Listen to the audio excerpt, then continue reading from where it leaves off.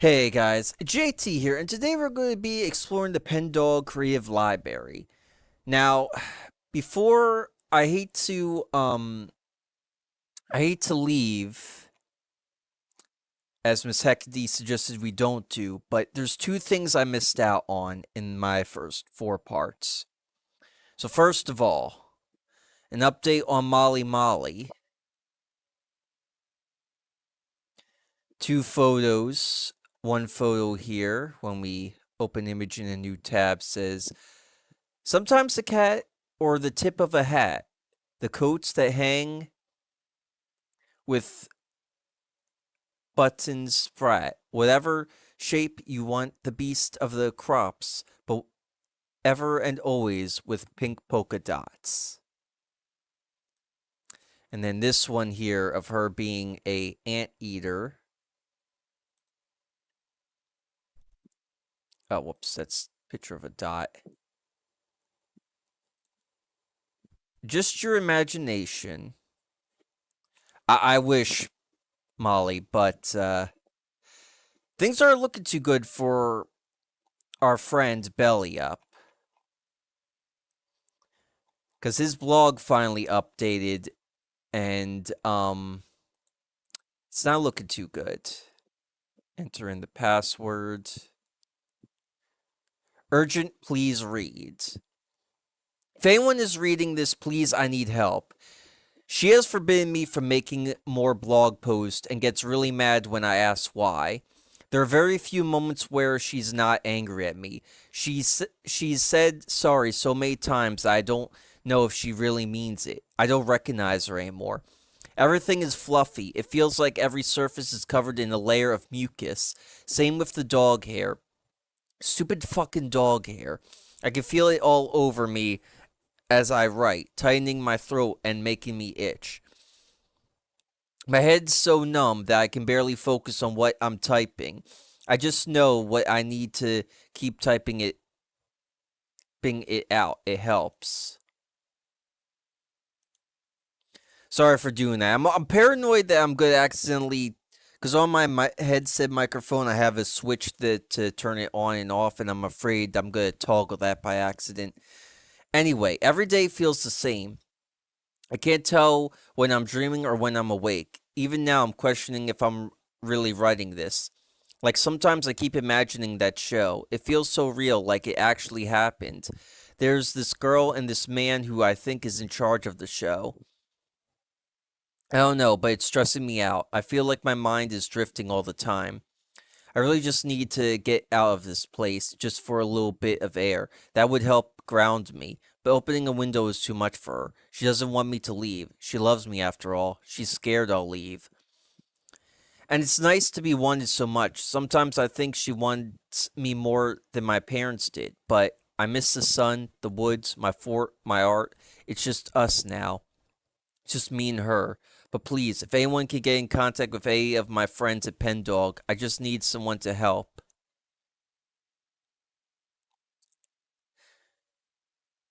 It kills me because I want to feel bad for Molly, because she's just somebody who, an imaginary friend who was abandoned and once a friend, but she's going about it in a really, really bad way. That's not good.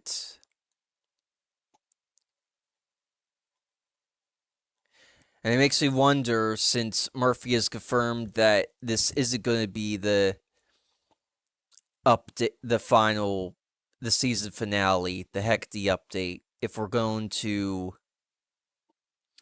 see a resolution to that, or if it's going to have to wait till season 2.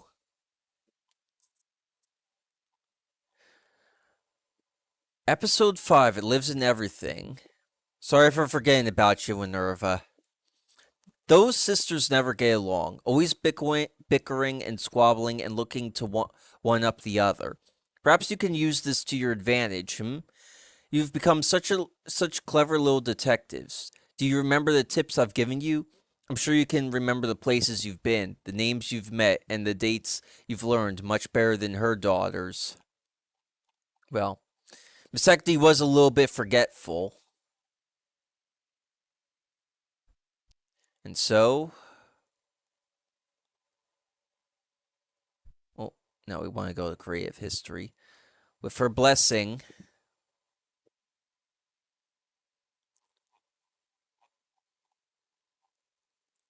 we follow her to this thing. We're off to a raring start, ladies and gentlemen. But let's hear what Jane has to say first. Lives in everything. In the railroad tracks laid out mile by mile, choking and fracturing boundaries never consented to be crossed, slicing through land and people in the pursuit of an unequal equal, a defined fairness created by those at the helm of this shuddering body. In the greasy lip balm, cutting powder and stinging perfume that makes one's eyes crinkle and well with involuntary tears. In the hands that straighten curled hair, waste away bodies, and destroy the skin layer by layer. Standards defined by the ruling body and those who hang from the arms of brutal cigar-chomping killers. It lives in the definition of beauty that has joined itself with the hazy and fickle definition of health, which in itself changes to the fancy of lecherous, abhorrent minds. In the music picked apart and salvaged from those gated from the genres which would not exist without their pioneering efforts. In song, singing sweetly of days that did not exist. Lyrics that should not be examined in their intent, but allowed to lull one gently into a patriotic dream. In the cheap plastic bodies of trinkets constructed by the faceless unknowns overseas, their suffering unknown and dressed up nicely as the dolls they create. It is in these hollow atrocities born from violations of human dignity that it lives. Yet, not just toys, but everything else. Your toothpaste, your plastic bottles, cheap watches, fraying blankets, computer components, and the sweetest candied treats. It lives in those things and everything that seems so thoughtless and convenient to you. In the sports seen as more than games, just as our plastic trinkets are revered as more than toys, as reflections of morality and reserved only to those most reflecting of the ideas of health and identity, keeping out the dreaded other with increasingly evolving excuses and mandates, whilst driving their inhabitants to ever-destructive and body-destroying extremes. Our sports are seen as the best and without compare by a governing body that sees all outside its dream as sickly and inferior. In the military, yet this is not a surprise, to the extent with which the military, which it inhabits, extends itself into every aspect of life, entertainment product is perhaps lesser known. Or maybe the way in which it has split itself from the blue killers, the patrolling internal killers, who could be seen as its most devious feature. A group that is seen as just by a people who have forgotten its occasional internal attacks of those within the body, and see them as a necessary force against the outsider, always the outsider, that easily assigned class. In the blogs, books, and accounts of relatives in blue, retold by thoughtless, hysterical fearmongers, dreaming of a world devoid of the dreaded discomfort they experience when seeing the stranger on the train, the other-skinned other walking home, the perceived annoyances they consider a physical form of harm. Spurred on casually by the arms of the state, but mostly helmed by its civilians and its everyday people, it lives in all of them, whether they acknowledge it or not. In the medicinal practices and purported tools of healthiness, which for many decades collaborated with the previous 7 entities in which it lives, promoted by all sectors with a fervor and promise that what they sold unknowing people was not killing them nor those around them, but in fact making them stronger, improving their vitality and increasing their social status through their willingness to partake in it. It lives in everything, yet it is not the defined source of everything any more than these sectors could be said to be one body. Rather, they are mingling elements driven forward by similar goals. It sees itself as the base state of the world. It, as in whiteness, that non existent descriptor from that non existent, disproven idea of race, which shifts and reassigns itself depending on whom it wishes to establish itself as the counterpoint to. Such as the Irishman, once considered non-white by those crushing them beneath a boot, calling itself education and acculturation. Yet, as mentioned before, those who cling to this label of whiteness view themselves as the natural color of things. Yet whiteness is not a hue, it is an intensity, determined by the amount of light a color is exposed to.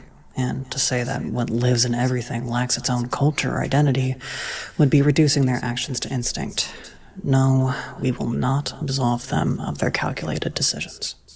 However, when something such as what lives in everything grows so bright and so blinding, and so much of itself that it no longer belongs amongst any of its peers, it will seek to spread its radiance to other bodies, to other surfaces, with no care for those who it touches.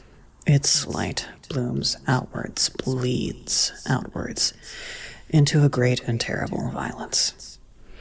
The natural state, the origin of history, music, culture, sports, entertainment, tradition, health, morals, beauty.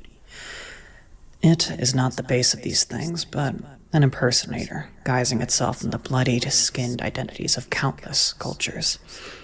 It knows that its actions are pestilent and abhorrent and repulsive, and so it hides behind those it's killed and uses what it may find in their burned down communities to decorate and amuse itself.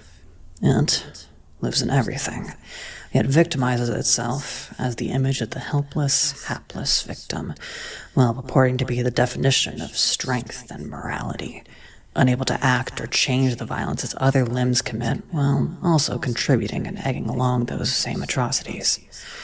Shameful existence, simpering and cravenly acting as if it is brave to do nothing, while every harrowed breath taken adds to the torment of the dreaded other. A cowardly idiot beast that pretends to be law and pretends to be just and pretends to be structured in order itself, yet is, as we speak, in the process of crumbling and falling apart. It lives in everything, and yet one day it will die, just as all things must, and we must cling to this knowledge and also work towards it, hand on hand, hoisting each other to the day without white or red that poisons the sky and the world and the people within it.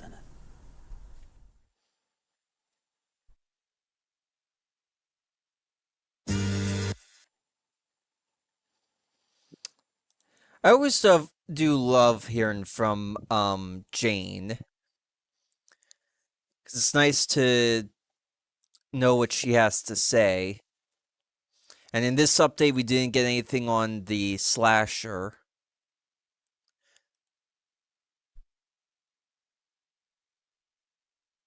The slasher story. We do have a couple of things though. Okay, yeah. Worms in the darkness. Trying to get rid of this. Inspect. See if I can do it the right way. I'm still working on it, gang. My computer's acting a little bit slow today, so. Alright, we got rid of you. Now we need to get rid of the circle here. Just go ahead, exit out. Inspect.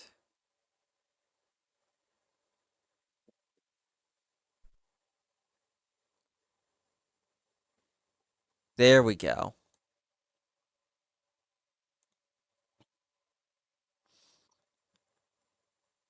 Open image in new tab. Honor Toys bashed for charitable efforts.